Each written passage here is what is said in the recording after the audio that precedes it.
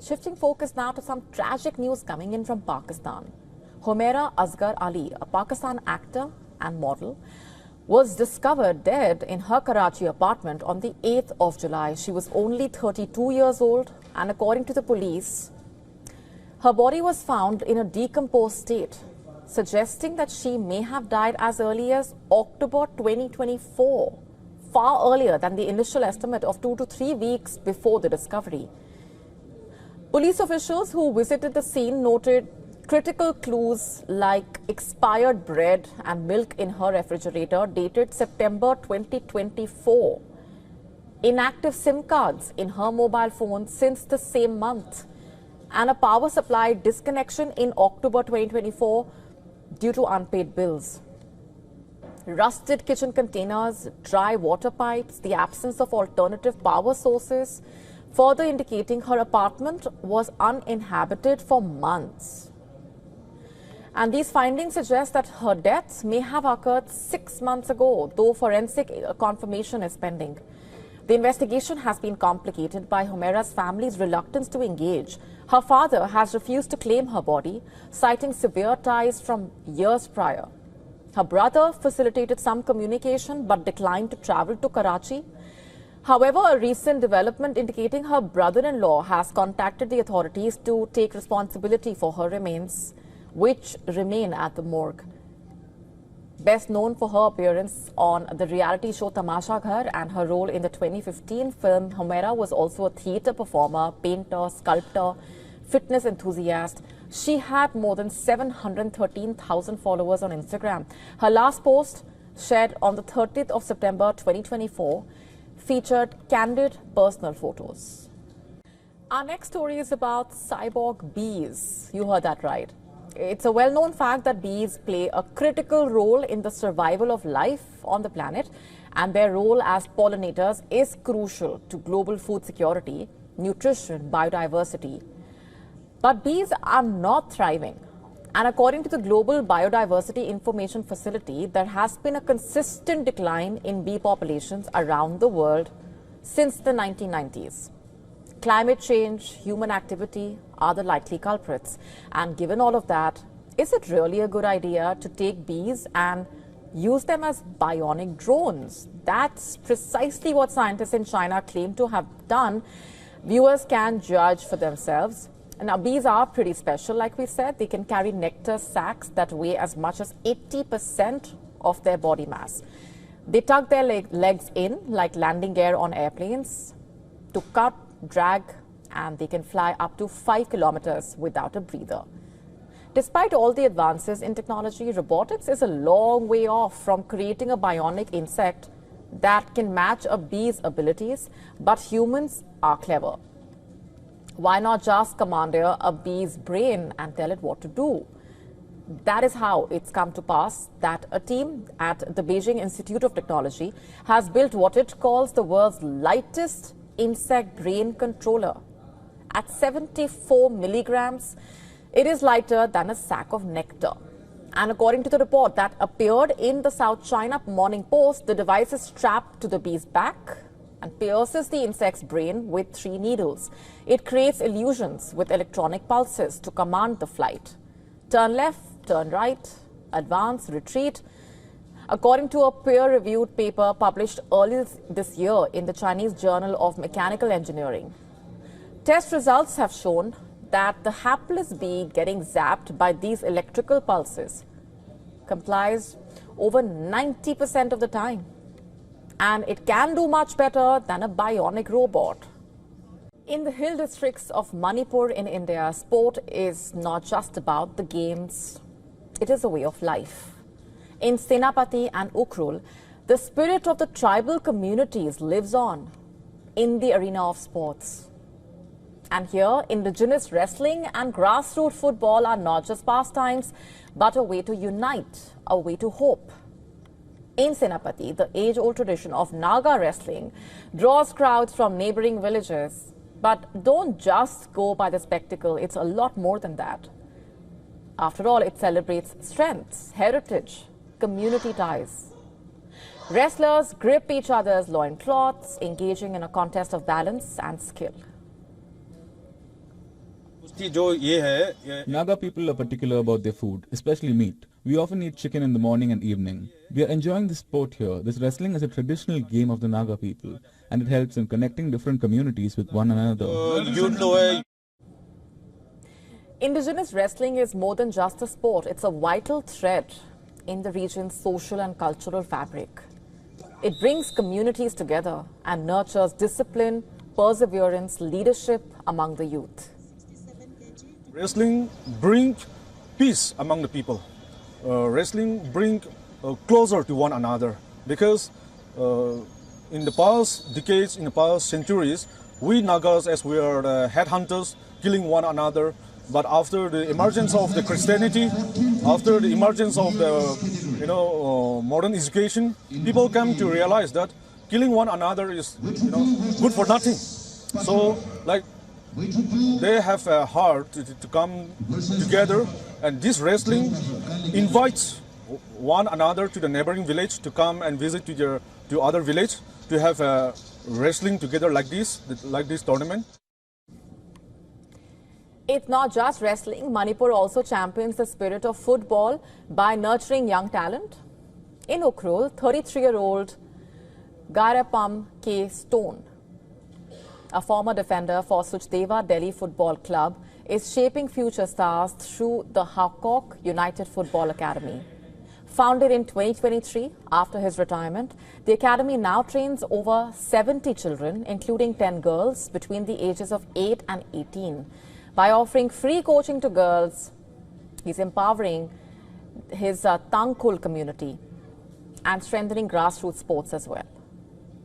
In our current scenario, many youngsters in our community are falling into drug use and other illegal activities.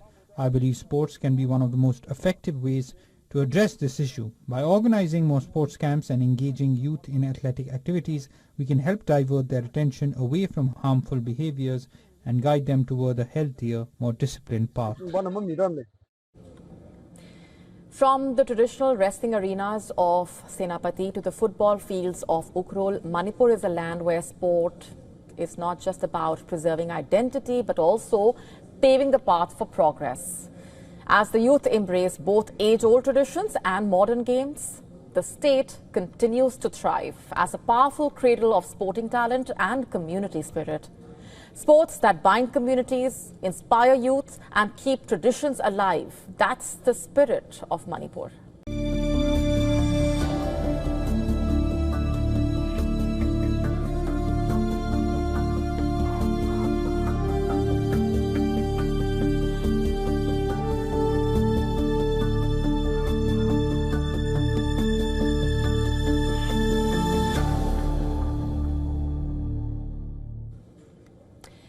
Shifting focus now to India, where an initiative for stray dogs is being undertaken in the city of Bengaluru, and it has been making headlines. The government there has rolled out a rupees 2.9 crore plan to serve stray dogs chicken and rice daily.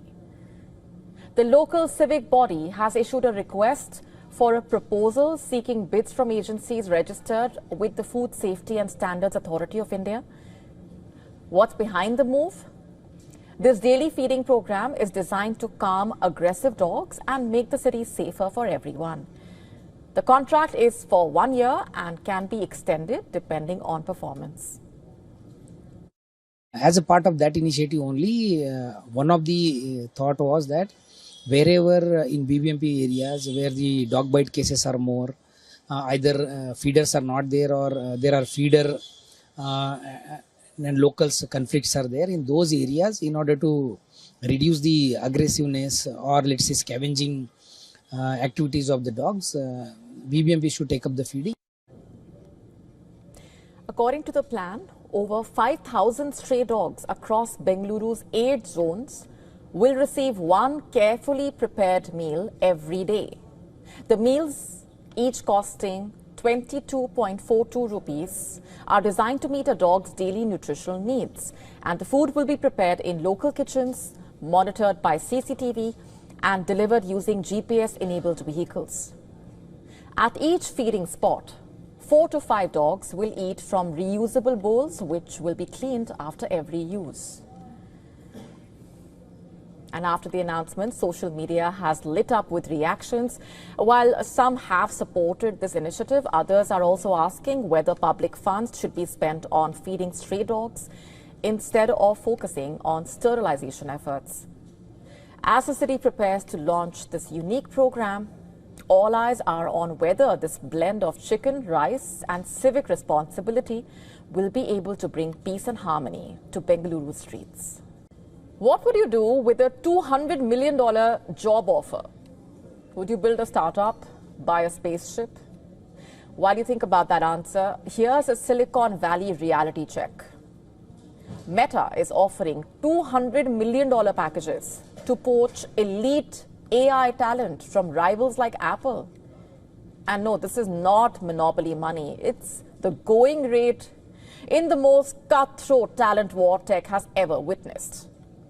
In the race for AI dominance, Mark Zuckerberg is not just playing catch up. He is building what you might call a meta-scale master plan in a way. At the heart of it is the company's super intelligence division, a moonshot team designed to go toe-to-toe with OpenAI and Google DeepMind. And to fuel this ambition, Meta is handing out compensation deals so massive, most people would need a spreadsheet and a calculator just to process the zeros there. Here's one mastermind. Ru-Ming Pang, formerly a top AI researcher at Apple. Pang helped build the core of Apple's foundation model efforts, quietly powering everything from Siri upgrades to behind-the-scenes generative tech. And now he has switched allegiances and joined Meta's AI Avengers. In fact, his rumored 9-figure deal is not just an industry flex, it might be the blueprint for how future tech salaries are actually shaped. The stakes are sky high. Meta's aggressive hiring spree is making big tech rethink how it rewards the AI leadership. And it's not just about building algorithms anymore. It's about who can reimagine them first. And with Zuckerberg personally reaching out to recruits, this is not recruiting, it's corporate combat. Because in this race, the team with the smartest people may just end up building the smartest machines and maybe also reshape the future of how we earn, learn and play.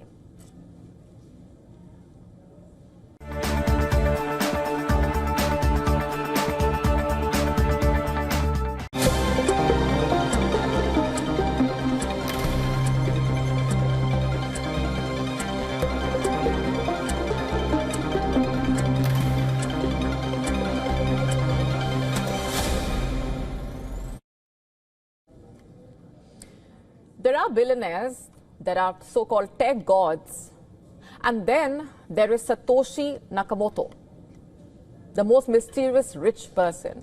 In fact, the world has never met him. Who is this person and what's the story here?